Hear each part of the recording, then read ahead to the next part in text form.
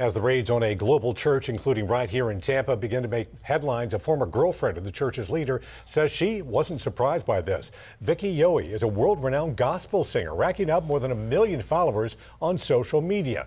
She says she began a relationship with Kingdom of God's Global Church's leader, David Taylor, in 2017, after being a guest singer at one of their worship services. She says after 16 months of repeated red flags, she walked away from him. And in 2019, she shared her story by writing a book, All You Have Is a Voice, where she detailed what happened to her during the relationship. She says after she wrote her book, she was subject to death threats from members who didn't believe a word she had to say. She never spoke about the church again, David Taylor or Michelle Brannon. That was until now.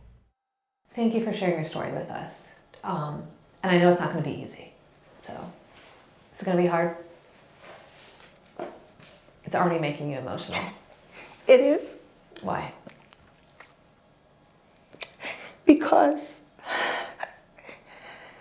when I spoke out against this monster, I had so many people saying, you're just a woman scorned. He cheated on you. You got names of a couple women. But I knew it was more than that. I knew it was more than that. And I got criticized.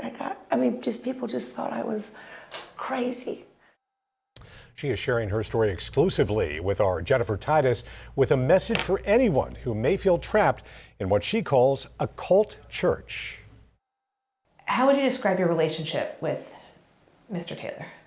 I thought I was in love with him, but when I look back at it, he really just used me because I have like 1.2 million on my Facebook page, my platform. He would have me promote his book. If I didn't promote his book every day, it was like the end of the world, He wanted me to interview people that saw Jesus. So when I look back on it, he used me for my platform. He did not love me, because it was all about what I can do for him. How many members would you say that the church had? Well, here's the thing. Let me just say this. When somebody tells you that they've seen Jesus and that he's going to show up on the platform at midnight on August 5th, they came from all over the world. Because his book, Face to Face, people, Did you say hundreds? Thousands? I would say thousands. I would say worldwide. Does any of this surprise you? Oh, no. Not at all. But for me, I was a little bit different. I'm not, because I was the gospel singer that he had me come and sing. I was never around all the stuff you're talking about, the working 50 hours and not feeding them.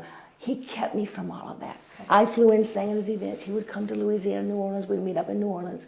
But when I came out with my story, then everybody else said, well, listen, I'm the one that got the EBT cards when everybody got them the first of the month, and they all had to give them to me, and I would go to the grocery store and that food would be gone and we'd have to wait till, he said, and so other stories started coming out.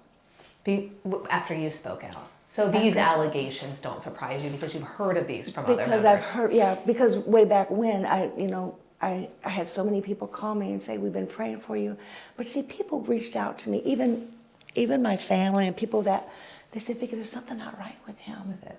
And I would say, David, everybody says there's something not right. And he says, Vicki, he said, but when you're at my level, you're going to get persecution. And he said, you got to stand with me. There was one video that Michelle posted that said if you have a nickel and you're going to be homeless if you give up that nickel, to still give that nickel up to it's the church. It's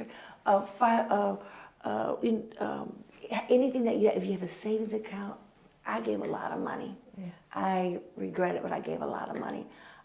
He said when I exposed him that they asked him why, he said he kicked me out, which that wasn't true. How does it feel to see these charges and to share your voice? I'm so overwhelmed. Yeah. I told myself, don't cry, talk slow, don't cry. But I honestly kept believing. There's a song that says, keep believing in what you know is true. Keep believing. The Lord will see you through. When troubles rise in your life and you don't know what to do, keep believing. And that's all I've done. I kept believing. I kept them out of my mind. One thing I've learned through all of this is to keep my eyes on Jesus. And there's a song I wrote that says, I'm at peace, even though my heart is breaking. I'm at peace. And that's where I'm at. I'm at peace. And Vicki does expect to testify at some point in this case, she says. If Taylor and Brandon are found guilty of the charges, they could face up to 60 years in prison. Now, we did reach out to the Kingdom of God Global Church's headquarters in Michigan. They told us they are still operating as usual and still taking donations. Jennifer Titus, 10 Investigates. And we are sharing more of our half-hour-long exclusive interview with Vicki on our streaming platform, 10 Tampa Bay Plus. Just look for 10 Investigates under the News tab. She talks about the expensive cars, the FBI investigation, and red flags she saw in the church and their relationship. See it all on 10 Tampa Bay Plus.